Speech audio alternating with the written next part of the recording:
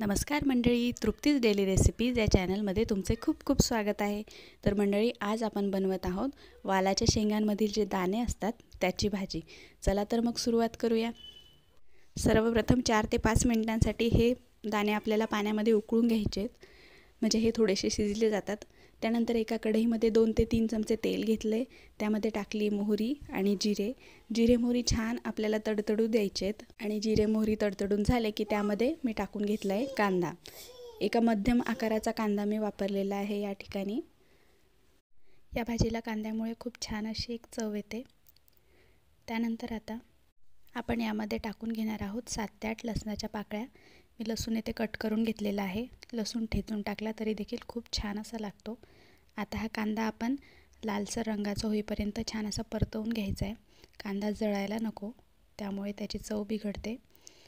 आता यामध्ये मी टाकून घेतलं आहे अर्धा छोटा चमचा हळद, अर्धा छोटा चमचा लाल तिखट, अर्धा छोटा चमचा कांदा लसूण मसाला, त्यानंतर अर्धा छोटा चमचा गरम मसाला आणि चवीप्रमाणे मीठ। मी येथे अर्धा छोटा चमचा मीठ वापरलेला आहे। मीठ आणि मसाले हे तुम्ही चवीप्रमाणे कमी जास्त वापरू शकतात। त्यानंतर मी येथे छोट्या आकाराचा टोमॅटो टाकून घेतलेला आहे। हे सर्व छान मिक्स करून घ्यायचे, जेणेकरून हे मसाले आणि टोमॅटो वगैरे छान असा मिक्स होईल।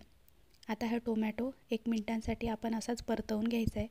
येथे टोमॅटो छान आपला परतला आहे। आता यामध्ये आपण जे उकडून घेतलेत दाणे वालाच्या शेंगांचे, ते यामध्ये टाकून घेऊयात सर्व दाणे आणि छान मिक्स करून घेणार आहोत आपण। येथे मी सर्व वालाच्या शेंगांचे दाणे टाकून घेते। तुम्ही बघू शकता, हे वालाच्या शेंगांचे दाणे आपण अगोदरच शिजवून घेतल्यामुळे ही भाजी आता शिजण्यासाठी फारसा वेळ लागणार नाही, लगेच शिजून जाते ही भाजी। आणि बनवायला देखील अतिशय सोपी अशी ही भाजी आहे। यावर आपण थोडासा कोथिंबीर टाकून घेऊयात। आता या भाजीवर 2 ते 3 मिनिटांसाठी झाकण ठेवून छान वाफवून घ्यायची भाजी आपल्याला। अगदी 2 ते 3 मिनिटांमध्ये शिजून जाईल भाजी। तुम्ही बघू शकता, भाजी मस्तपैकी शिजून तयार झालेली आहे आपली। व्यवस्थित मिक्स करून घेऊयात। तुम्ही बघू शकता, छान दिसते भाजी। एक दाणा दाबून चेक करून बघायचं आहे भाजी शिजली की नाही ते।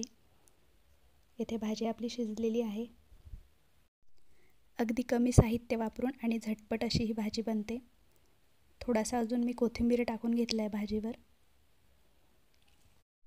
कोथिंबीरमुळे देखील भाजीची चव ही खूप वाढते। टिफिनमध्ये वगैरे देण्यासाठी ही सुकी भाजी खूप छान आहे। एका वाटीमध्ये ही भाजी आपण काढून घेऊयात। तुम्ही बघू शकता किती छान दिसते भाजी। चवीला देखील तेवढीच छान आहे। लहान मुलांना देखील नक्की आवडेल। तुम्ही अशा प्रकारे ही भाजी एकदा नक्की बनवून बघा। आपण वालाच्या शेंगांची भाजी ही कायमच बनवतो, पण फक्त दाण्यांची भाजी ही आपण शक्यतोवर नाही बनवत। मी देखील पहिल्यांदाच बनवलेली आहे आणि खरंच ही भाजी अतिशय छान लागली।